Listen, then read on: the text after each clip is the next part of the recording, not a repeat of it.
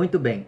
No vídeo de hoje nós vamos falar um pouquinho sobre Os Meus Sentimentos, que é um romance da Dulce Maria Cardoso, publicado originalmente em 2005 e que estava na minha meta literária agora de 2022.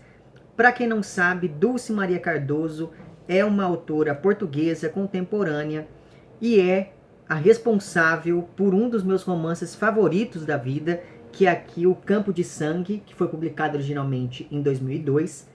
E aqui no canal também já fiz vídeo sobre O Retorno, que é um romance que ela publicou em 2011. Então, se você não viu os meus vídeos sobre esses dois romances da autora, eu sugiro que você veja, porque eu vou deixá-los linkados na descrição deste vídeo que você está assistindo agora. Mas enfim, então Os Meus Sentimentos é o segundo romance da Dulce e estilisticamente esse romance ele é muito diferente dos outros, pelo menos esses que eu li, né? Principalmente pelo uso do fluxo de consciência aliado à narração em primeira pessoa pela protagonista, que é uma mulher chamada Violeta. Por isso mesmo, a história narrada ao longo do romance é uma história bastante simples, mas essa simplicidade aparece de um jeito complexo, graças principalmente aos avanços e recuos no tempo que acontecem por conta do fluxo de pensamentos aqui dessa narradora. Basicamente, então, nós temos a história dessa mulher que pegou a estrada em uma noite chuvosa e acabou sofrendo um acidente bem sério. O carro capotou e agora, enquanto espera por ajuda, e talvez essa ajuda não venha, porque a estrada está vazia, o carro capotou por vários metros, então está muito longe da estrada, e a protagonista, como ela está ali presa entre as ferragens, ela não conseguiu avisar ninguém da família daquela situação toda. Então por isso a gente nem sabe se essa ajuda vai vir ou não. Mas enfim, enquanto está ali esperando, a Violeta vai fazendo uma retrospectiva de praticamente toda a vida, e a cada nova memória fica cada vez mais evidente que essa mulher sempre foi meio deslocada em relação a tudo. Em relação à família, em relação à sociedade, em relação ao que se espera de uma mulher, em relação a si mesma e por aí vai. E esse estar fora do lugar aparece imageticamente no romance pelo fato de a protagonista estar ali presa dentro do carro de cabeça para baixo depois do acidente. E aí, em primeiro lugar, o deslocamento da Violeta se dá na própria família, já que ela nunca se deu muito bem com os pais, principalmente com a mãe, que sempre foi bastante dominadora, rígida, autoritária. Essa mãe vivia maltratando todo mundo, dos empregados aos membros da família, sobretudo a própria filha, que é a Violeta, porque existe uma oposição bem clara, tanto na aparência quanto no comportamento dessa mãe em relação à filha. Já no que se refere ao pai da Violeta, ele era um homem pobre e se casou com essa mulher autoritária porque ela tinha dinheiro. Então ele se casou por interesse e por isso mesmo ele vive em um casamento infeliz e trai a esposa constantemente com uma das empregadas da casa. Então veja, essa mãe que veio de uma família tradicional, ela sabia dessas traições do marido, mas ela preferia abafar tudo aquilo, ela preferia fingir que não estava vendo tudo aquilo para manter essa pose da família perfeita, né? Então veja que existe aí já de início uma rasura no ambiente familiar posta de maneira bastante interessante. Mas enfim, pensando ainda nesses pais da protagonista, eles pertenciam então à elite e no passado eles apoiavam a ditadura salazarista, tanto que foram contra a Revolução dos Cravos, e isso acabou levando a um evento traumático no passado que eu não vou mencionar aqui, porque talvez seja mais interessante você descobrir que evento foi esse por conta própria. Graças então a esse evento traumático e a frustração com a vida de casado, o pai da protagonista foi aos poucos enlouquecendo e passou a se isolar do resto da família porque ele ficava o dia inteiro criando pássaros. E no fim das contas isso é muito simbólico, porque ele está tão preso ao casamento quanto esses passarinhos que ele criava estavam presos ali nessas gaiolas. Outra coisa muito importante é que esse passado da família da protagonista acaba levando a alguns trechos uma discussão muito interessante sobre a sociedade portuguesa no período posterior ao 25 de abril, posterior então à Revolução dos Cravos. E existe no romance, nesses trechos em específico, um clima de desilusão muito grande com todos aqueles ideais da Revolução dos Cravos, porque é como se, mesmo depois de tanto tempo, nada tivesse mudado de fato na sociedade portuguesa, que continua extremamente autoritária, continua extremamente conservadora, extremamente machista, etc, etc, etc. Mas enfim, voltando então a esse sentimento de não pertencimento da protagonista, mesmo depois de casada, pensando nessa relação dela com a família, ela não se dá bem com o marido, que é ali um aspirante a comediante, mas ele faz um tipo de humor ultrapassado, um tipo de humor deslocado. Mas se de início esse marido aparece quase como uma figura lateral, ao longo da narrativa a gente vai descobrindo alguns detalhes sobre o passado desse personagem, e com isso, graças a esses detalhes, a gente descobre que existe ali um segredo familiar que torna a relação entre esse marido e a protagonista ainda mais complicada, desconfortável e estranha. Também não vou revelar qual é a natureza dessa relação primeira entre eles. Além do mais, por causa desse segredo, o marido da protagonista parece estar o tempo todo nutrindo um sentimento negativo em relação a alguns desses outros personagens que vão aparecendo ao longo do romance. E a Violeta, que é a protagonista, ela também não se dá bem com a própria filha, porque essa filha praticamente foi criada pelos avós maternos, né, pelos pais da Violeta, porque a narradora viajava muito a trabalho, não tinha tanto tempo assim para se dedicar à criação dessa filha, e aí deixava essa filha com os próprios pais. Só que o problema é que, conforme os anos foram se passando e esses avós foram ficando cada vez mais próximos dessa neta, aos poucos a filha da protagonista se tornou a preferida da família. Então é como se a mãe e a filha, a Violeta e a Dora, que é o nome dessa filha, rivalizassem o tempo todo pelo afeto e pela aprovação dos pais da narradora. Só que o curioso nisso tudo é que quando a Violeta estava grávida, a mãe dela insistiu para que ela fizesse um aborto, dizendo que aquela criança arruinaria a vida da família, porque afinal de contas a Violeta se tornou mãe ainda estando solteira. Só que a narradora, ela continuou com essa gravidez muito mais, ou pelo menos isso é o que eu entendi, muito mais para irritar a mãe do que por qualquer tipo de instinto materno, de vontade de ter um filho, enfim. Só que tão logo essa neta nasceu, a mãe da protagonista se apegou profundamente à criança, como se ela sim fosse a filha que essa mãe gostaria de ter tido ao invés da Violeta. Outro elemento que demarca a inadequação da narradora diz respeito ao modo como ela é vista fora de casa, quando ela está em sociedade. Em primeiro lugar, porque a narradora está muito longe de seguir os padrões de beleza, já que ela é uma mulher gorda. E esse é um dado que aparece repetidas vezes ao longo do romance como algo que demarca o afastamento entre a protagonista e os outros personagens, né? Em segundo lugar, o deslocamento da Violeta em relação às normas da sociedade diz respeito ao comportamento dela, porque essa protagonista é extremamente sexualizada. E por isso mesmo ela acaba se relacionando com diversos homens desde a adolescência até a vida adulta, mesmo depois de estar casada ali com o pai de sua filha.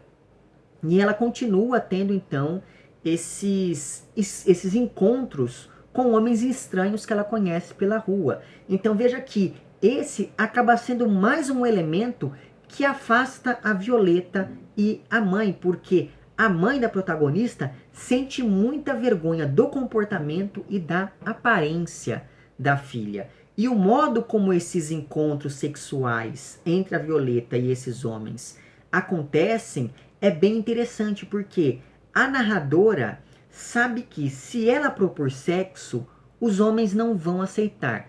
Tanto por ela estar acima do peso, e veja bem, em vários momentos é dito que essa personagem está acima do peso, então esse é um dado relevante para entender como ela se enxerga a partir desse olhar externo, né? Mas enfim, ela não propõe, ela sabe que ela não pode propor sexo a esses estranhos porque esses homens não vão aceitar, tanto por ela estar ali acima do peso, quanto pela ideia de que os homens não gostam de mulheres oferecidas. Então, quando a protagonista sai para essas caçadas, que é como ela se refere a esses encontros com estranhos, ela finge ser uma mulher perdida, sozinha, indefesa, para assim ir atraindo a atenção e a curiosidade desses homens que, mesmo enojados em alguns casos, ainda assim continuam tendo um fetiche pelo corpo da Violeta. Então eles gostam de ver aquela mulher que, apesar de estar fora dos padrões, se comportar ali como uma mulher indefesa, uma mulher extremamente ingênua, da qual eles podem se aproveitar, e é assim que eles acabam se relacionando com a Violeta, né? E talvez o trecho que deixe essa ambiguidade no comportamento dos homens em relação à narradora mais evidente seja aquele em que ela se lembra que, na adolescência, a Violeta ela ia ao cinema e ela costumava se sentar ao lado de rapazes desconhecidos. Só que, enquanto as luzes estavam acesas, esses rapazes mal olhavam para ela, e quando olhavam, eles desviavam os olhos como se estivessem ali com nojo da aparência física dela. Só que aí, tão logo essas luzes do cinema se apagavam, esses rapazes começavam a tocá-la, começavam a assediar a protagonista. Só que aí é aquela coisa, a Violeta ela gostava de toda essa situação, mas ela fingia que não estava gostando, porque ela sabia que, ao fazer isso, ela atiçaria ainda mais esses assediadores. E veja bem, o romance, ele se passa muito provavelmente no final da década de 90. Então, naquela época, não existia Tinder, né? Então, esses encontros com estranhos promovidos pela Violeta aconteciam meio que por acaso, principalmente impostos na estrada, porque nesses lugares a Violeta acabava sempre encontrando caminhoneiros, e ela sabia que esses homens dificilmente recusariam uma relação fácil e rápida, porque veja bem, assim ela se preservaria, porque ela não queria que ninguém soubesse quem ela era, e assim esses homens também se preservavam de sair por aí com uma mulher acima do peso, etc e tal. Então veja que essa banalidade e a efemeridade que atravessam as relações da protagonista com esses estranhos, e que são marcas da pós-modernidade, como essa lógica cultural do capitalismo tardio em que vivemos, essas duas características acabam sendo mais elementos complicadores na vida cheia de traumas da Violeta, porque nenhum relacionamento dessa mulher é saudável, e ela própria diz em vários momentos que ela só conhece o amor de ouvir falar. Então, todas as relações que ela estabelece são pautadas por uma violência implícita que nos deixa na dúvida de que talvez ela goste de machucar as pessoas e também de ser machucada por elas, já que ela tem esse comportamento bastante autodestrutivo. E isso nos acende um alerta, né? Será que foi a própria Violeta quem provocou esse acidente que ela sofreu na beira da estrada? Porque veja, enquanto a narradora se lembra do que aconteceu no dia do acidente, ela diz várias vezes que a Defesa Civil emitiu comunicados para que as pessoas não saíssem de casa e principalmente não dirigissem na estrada, porque no fim do dia cairia uma tempestade muito grande e muito perigosa. Então a Violeta sabia que era perigoso fazer aquele trajeto específico, naquele horário específico, e mesmo assim ela continuou viajando e fez várias outras coisas ao longo do dia, como se estivesse esperando pelo horário da tempestade para ir viajar. E o que a gente sabe é que no dia do acidente, a Violeta acabou tendo ali uma pequena rusga com a filha, depois de tomar uma decisão sobre o que fazer com a casa da família, que, aliás, é um espaço ambientado de um jeito nada acolhedor e nada hospitaleiro, porque essa casa da família representa simbolicamente o fantasma daquele passado cheio de conflitos, principalmente entre a Violeta e a mãe. Além disso, no mesmo dia em que aconteceu o acidente, a Violeta acabou se relacionando com mais um caminhoneiro que ela encontrou ali por acaso em um posto na beira da estrada, né? E esse posto ele ficava ali em um momento do trajeto, em um lugar do trajeto, melhor dizendo, que ainda era muito próximo da cidade, então a tempestade ainda não havia começado de fato, quando ela chegou a esse posto em específico, né? E esse encontro com o tal caminhoneiro acabou deixando a Violeta extremamente fragilizada, porque nesses encontros, nessas caçadas que a narradora fazia, sempre que os homens perguntavam o seu nome, ela dizia que o nome dela era o nome de uma flor e de uma cor ao mesmo tempo.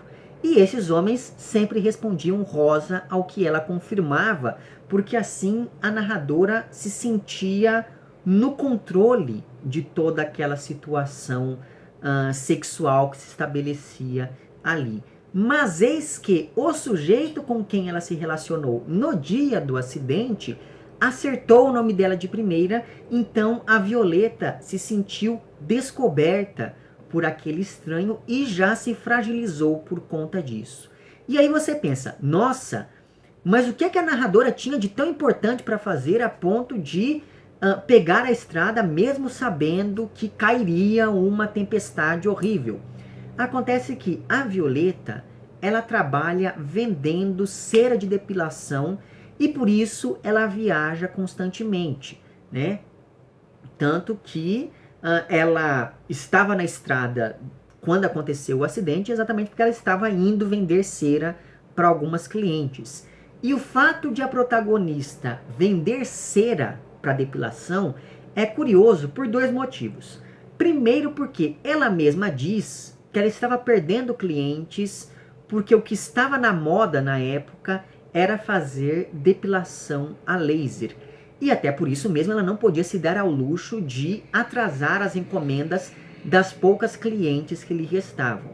Então veja que a protagonista ocupa um lugar meio anacrônico, assim como o marido dela também ocupa um lugar anacrônico quando a gente pensa naquele humor datado, deslocado dele, de modo que não me parece gratuito, pensando nesse anacronismo da protagonista, o fato de grande parte do romance se referir ao passado, como se a Violeta fosse essa mulher apegada àquilo que está fora de moda, aquilo que não vai voltar mais. Além disso, a profissão da narradora é curiosa, né? Eu disse que era por dois motivos. Primeiro, por conta desse anacronismo, e segundo, porque se por um lado a Violeta está vendendo um produto ligado diretamente a um certo padrão de beleza feminina, por outro lado, essa protagonista está bem distante desse mesmo padrão. Então me parece muito curiosa essa relação que ela estabelece com esse modo de ditar o comportamento feminino, modo esse que ela se recusa a seguir, muito embora esteja diretamente envolvida com ele de alguma maneira. Acontece que tudo isso, esses encontros que a protagonista tem com esses homens desconhecidos, esses comentários que as pessoas fazem sobre a aparência física dela, etc, etc, etc, tudo isso é narrado de um jeito bem honesto e talvez essa honestidade incomode algumas pessoas. E esse incômodo me fez lembrar bastante de um romance chamado As Primas, de uma autora argentina chamada Aurora Venturini. Já tem vídeo sobre esse livro no canal, vou deixar o link para esse vídeo lá embaixo. Porque esse romance aqui, nele, a linguagem se articula de tal modo que muitas vezes os comentários da narradora aqui flertam com o politicamente incorreto. Então, isso acaba incomodando em alguns aspectos, mas eu particularmente gosto desse tipo de incômodo, e o mesmo pode ser dito aqui, muito embora as diferenças linguísticas sejam enormes, né? Mas o que eu quero dizer é que, principalmente no que se refere a esses comentários de outras pessoas sobre o peso da narradora, pode ser que isso te incomode de alguma maneira, então fica aqui esse aviso. Outra coisa a se pensar sobre o incômodo que a linguagem pode gerar é que isso também se deve à situação incômoda vivida pela protagonista, porque afinal de contas ela está narrando tudo isso de cabeça para baixo dentro de um carro depois de um acidente. E também, claro, esse incômodo se deve ao fato de que é como se essa protagonista estivesse ali entre a vida e a morte. E como bem nos ensinou lá o Brás Cubas, quando você está morto, ou nesse caso aqui, quando você está entre a vida e a morte, você pode ser totalmente sincero em relação a qualquer coisa, né? Então, essa sinceridade pode acabar incomodando, porque essa narradora ela não tem papas na língua para se referir a várias coisas. E ainda pensando no estilo aqui de Os Meus Sentimentos, que, como eu disse a vocês, é um estilo extremamente diferente daquele que nós encontramos nos outros romances da autora, é importante dizer que esse romance é formado, na verdade, por uma única frase que se estende por páginas a fio. O romance tem, deixa eu ver quantas páginas nessa minha... 372 páginas nessa minha edição, e essas 372 páginas são uma única frase. E eu digo isso porque não existem aqui pontos finais. A única pontuação que aparece no romance é a vírgula, o que sugere o inacabamento da elaboração discursiva do sentimento dessa protagonista. É como se ela tivesse muita coisa mal resolvida e por isso mesmo ela se recusasse a colocar um ponto final em tudo. Até por conta disso mesmo é que ela está fazendo essa recapitulação, né, da própria existência. Só que, por mais que não existam pontos finais aqui, de vez em quando esses parágrafos são interrompidos por frases que, de início, parecem aleatórias, mas que aos poucos começam a se ressignificar conforme avança a narrativa e a gente vai entendendo cada vez mais quem é essa mulher que está ali presa de cabeça para baixo dentro de um carro. Tudo isso faz com que cada parágrafo do romance funcione como um fragmento de memória. E a junção desses fragmentos cria um mosaico narrativo bem interessante, bem elaborado e extremamente dinâmico, o que é no mínimo curioso, pensando que a protagonista está ali presa, né? Então existe essa oposição entre o estado estático da protagonista e esse discurso dinâmico que ela estabelece. E essa aparente contradição se reflete mesmo no modo como a passagem do tempo aparece no romance, já que, por um lado, depois do acidente, o tempo cronológico parece ter parado, tanto que em vários momentos a narradora cita uma gota de chuva que está parada no para-brisa e essa gota simplesmente não escorre em momento algum. Então é como se o tempo tivesse parado na iminência dessa gota deslizar pelo vidro.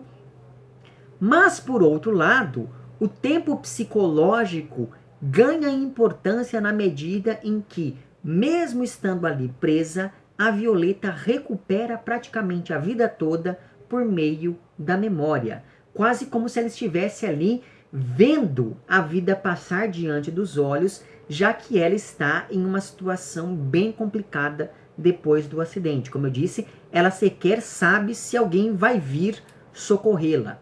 Pois bem, todo esse movimento interno do tempo e da reflexão da personagem aparece na narrativa por causa do uso do fluxo de consciência por meio da associação de imagens. E essa associação nem sempre é fácil de entender. Então, às vezes, a narradora se lembra de um determinado evento, durante essa lembrança ela vê uma determinada imagem e essa imagem faz com que ela avance ou recue ainda mais no tempo por meio da memória. Eu já estava editando esse vídeo quando eu descobri que o final dele acabou ficando comprometido por algum motivo técnico que eu não sei muito bem qual foi. Então eu perdi 10 minutos de vídeo assim, por nada. E exatamente por conta disso, cá estou eu aqui novamente com as minhas anotações, etc. Para finalizar esse vídeo de novo, eu espero que dessa vez dê certo. Mas vamos lá, eu estava falando para vocês um pouquinho sobre como a memória aparece aqui nesse romance por meio do fluxo de consciência, de modo a criar imagens que, se em um primeiro momento parecem desconexas, logo vão ganhando novos sentidos conforme avança a narrativa. De maneira que os meus sentimentos, como o próprio título sugere, têm uma dicção bastante intimista, porque é como se essa narradora estivesse fazendo uma longa confissão, já que ela está ali naquela situação sem saber se vai conseguir superá-la, digamos. Não por acaso existe no romance um movimento que vai das trevas à luz. E esse movimento aparece mesmo textualmente, porque se você pega o capítulo 2 do romance, que nessa minha edição começa na página 11, o capítulo 2 começa da seguinte maneira: rolo sobre as trevas, docemente deslizo na autoestrada que é sempre igual, a que fica para trás, a que se renova à minha frente, uma língua caridosa que me engole, negra e infinita. Avanço, guio-me pelos refletores que ladeiam a berma, os separadores de aço. O vento torce as árvores desfolhadas, esqueletos tristes, traços riscados a carvão contra o céu. Os postes de alta tensão, espantalhos de mãos dadas numa fila para lado nenhum. Docemente, avanço no sentido único em que o infinito se cumpre. A minha cabeça num rodopio agradável. E daí o texto avança. Então veja, o capítulo 2 do livro começa com rolo sobre as trevas. E o último capítulo do livro, que nessa minha edição está na página 367, começa da seguinte maneira: rolo pela luz, docemente, a estrada é estreita, sinuosa, o alcatrão encharcado de sol estonteia-me. Avanço, do lado direito a encosta, cheia de flores que tem a cor das flores. Do lado esquerdo, árvores, que tem a silhueta das árvores e segredos de pássaros nas copas. No céu que tem a cor do céu, asas recortadas, libertas para sempre de mãos que as prendam. Então veja que esse finalzinho desse trecho, ele aponta indiretamente para aquela imagem do pai da narradora, que durante muito tempo criou pássaros nas gaiolas, né, prendeu esses pássaros nas gaiolas. Mas o que me interessa aqui é exatamente o início de cada um desses capítulos, né? Rolo pelas trevas e aqui rolo pela luz. E isso acaba estabelecendo um movimento entre trevas e luz que corresponde, por sua vez, ao trânsito da própria personagem, que por isso mesmo fica o tempo todo sob o signo do exílio, mas um exílio que é principalmente, que é sobretudo identitário, já que nós estamos falando aqui de uma mulher que não pertence a lugar algum, de uma mulher que sempre se sentiu inadequada e isolada, que sempre esteve em uma posição de desconforto, e esse desconforto agora é físico depois do acidente. De uma mulher que tem uma identidade incerta. Basta pensar naquela brincadeira que ela faz com o próprio nome quando se encontra com os desconhecidos com os quais se relaciona. E nesse sentido, mesmo o aspecto físico dessa protagonista é simbólico do não pertencimento identitário dela. E veja bem, quando eu digo que essa personagem não pertence a lugar algum, isso eu digo a partir do modo como ela se sente, uma vez que é ela quem está narrando tudo isso pra gente, né? Então veja, pensando no excesso de peso dessa protagonista, como esse elemento simbólico no romance, é como se esse excesso de peso representasse os excessos da própria personagem que, fisicamente, mas também do ponto de vista emocional e psicológico, sente que não cabe nos lugares, que não pertence aos lugares, que está sobrando onde quer que vá. Então, a Violeta, ela se sente fora do lugar no próprio corpo, na própria família, na própria identidade e na sociedade como um todo. E isso me parece sintomático dessa loucura que virou a nossa vida contemporânea, na qual a gente parece não ter para onde correr. Então, essa prisão da personagem entre as ferragens do carro representa, de certo modo, essa paralisia diante das frustrações, dos conflitos, das imposições sociais, das expectativas alheias e por aí vai. Só que o interessante é que todas essas coisas vão sendo sugeridas e depois vão sendo reveladas bem aos poucos, por causa da fragmentação estrutural e da organização não cronológica do romance, porque a memória, ela não segue uma ordem cronológica. Às vezes você está pensando em uma coisa e isso te faz pensar em outra que não tem nada a ver com aquilo que você estava pensando antes, né? Então, de início, a gente não sabe como organizar aquelas várias informações que a protagonista vai soltando, porque a gente não sabe a ordem em que essas informações deveriam aparecer em um primeiro momento. Tudo isso me fez lembrar de um ensaio do Walter Benjamin chamado O Narrador, Considerações sobre a obra de Nikolai Leskov. Esse ensaio foi escrito em 1936 e atualmente ele é publicado no primeiro volume das obras escolhidas do Walter Benjamin, chamado Magia e Técnica, Arte e Política, que eu tenho aqui nessa edição já bem velhinha. Eu vou deixar, evidentemente, a referência desse texto lá embaixo. É um texto que eu acho que, se você aí passou pelo curso de letras, muito provavelmente você já leu, ou pelo menos já ouviu falar desse ensaio, mas ainda assim, mesmo que você não seja da área, eu acho que vale a pena entrar em contato com esse ensaio, porque em dado momento dele, o Walter Benjamin diz que a narrativa tradicional, quer dizer, essa narrativa vista como a manifestação discursiva da experiência, está em vias de extinção graças a duas coisas. Primeiro, a consolidação do romance como gênero literário predominante na sociedade burguesa. Porque antes, narrar era uma experiência coletiva. O narrador era aquele que se colocava a falar da própria experiência para outras pessoas, né? Ao passo que a leitura de um romance impele o leitor a uma posição isolada. Então, quando você vai ler, você não vai ler junto com as outras pessoas. Teoricamente, você lê sozinho, né? Então, essa consolidação do romance é vista pelo Walter Benjamin como esse elemento que ameaça a narrativa tradicional, e o outro elemento que vai na mesma direção é a importância que as informações foram recebendo ao longo do século XX, porque, segundo Benjamin, a arte da narrativa consiste grandemente em evitar explicações, mas cada vez mais a gente exige explicações para todos os fatos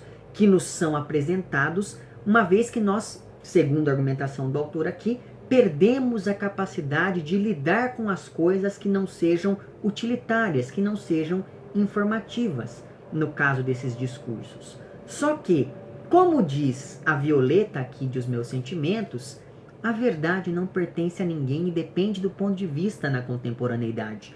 E só por isso eu acho esse romance muito profético, se a gente pensa que hoje nós temos coisas como pós-verdade, fake news, enfim. Mas veja, é por conta disso que a postura dessa narradora oscila, por essa ausência da verdade, que a postura dessa narradora oscila o tempo todo entre a narrativa tradicional que evita explicações e que se baseia na experiência, segundo Walter Benjamin, como um elemento coletivo, e a narrativa moderna, que é feita por um sujeito sozinho em um lugar isolado e preocupado apenas com a transmissão abundante de informações. Ou seja, na contemporaneidade, e isso eu digo a partir da minha leitura aqui do romance, à luz das reflexões do Walter Benjamin, a partir desse romance é como se a gente percebesse que na contemporaneidade as pessoas só parecem se importar com as próprias experiências. E aí você tem coisas como as redes sociais, nas quais você fica falando da sua vida como se isso fosse muito importante, né? Só que ao mesmo tempo, a gente não quer admitir isso. E aí, quando a gente entra em contato com uma narrativa 100% sincera, como é o caso dessa aqui, dos meus sentimentos, em que a narradora não tem medo de expor aquilo que ela pensa sobre si mesma, de maneira até ofensiva, e aí quando a gente entra em contato com esse tipo de narrativa, a gente se espanta, a gente estabelece com esse tipo de enredo uma relação absolutamente desconfortável. E é graças a esse desconforto que eu sugiro enfaticamente a leitura aqui de Os Meus Sentimentos, da Dulce Maria Cardoso. Veja bem, é claro que o meu romance favorito da autora continua sendo aqui O Campo de Sangue, mas ainda assim fica aqui essa minha recomendação para que você conheça essa outra obra da Dulce. Eu não sei se é muito fácil de encontrar esse livro dela, mas enfim. Eu vou deixar lá embaixo na descrição desse vídeo, primeiro, evidentemente, a referência certinha aqui do texto do Walter Benjamin. Novamente, leia o texto que ele é bem legal. Vou deixar também os links para esses vídeos que eu citei aqui ao longo dessa minha fala, e deixarei por fim o link para o meu perfil no Apoia-se. Assim, caso você queira e possa contribuir financeiramente com esse meu trabalho, você dê uma olhada lá no link, conheça os planos de apoio e também as recompensas equivalentes a cada um desses planos. Fica aqui o meu agradecimento às pessoas que já contribuem, e para você aí que quer contribuir, mas não pode fazer isso financeiramente, você pode mostrar para o YouTube que esse meu conteúdo é de alguma maneira relevante. Então curta esse vídeo, compartilhe, comente, etc, etc, etc. Certo? Vemo-nos então nos próximos vídeos e um amplex.